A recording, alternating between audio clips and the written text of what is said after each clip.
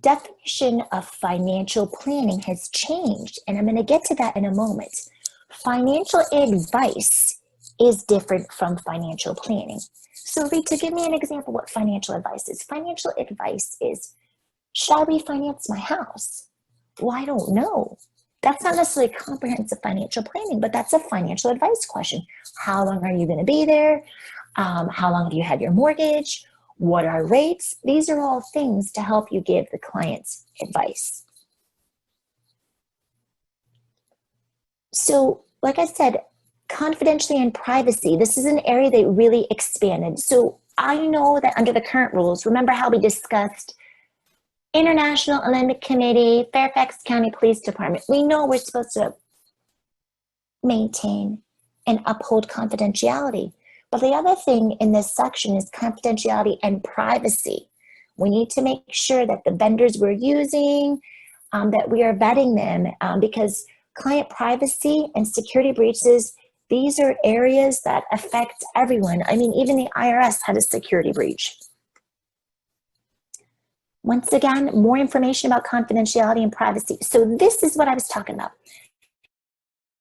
There's a new definition of financial planning. So here's the new definition. Financial planning is a collaborative process that helps maximize a client's potential for meeting life goals through financial advice that integrates relevant elements of the client's personal and financial circumstances. So the current definition is the process of determining whether and how an individual can meet their goals.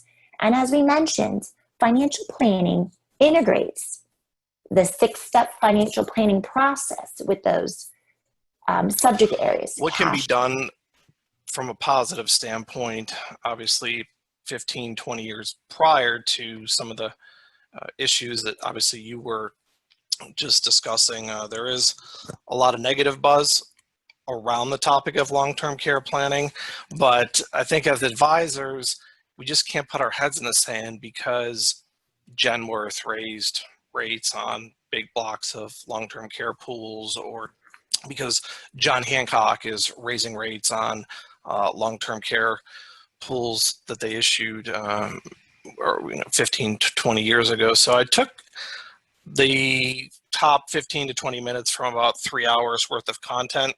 I'm going to weave that in. There's approximately 8 ways to handle a portion or all of the costs associated with care.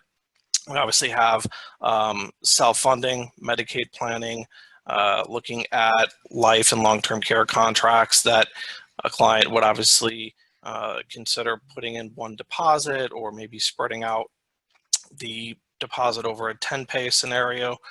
We also have the ability to make an annual pay contribution to a life long-term care policy, annuity, and long-term care policies combined. Traditional long-term care, we're moving away the barriers of increasing premiums or clients wanting coverage that would be unlimited, or have an issue with a policy that maybe only would pay for 3 to 5 years.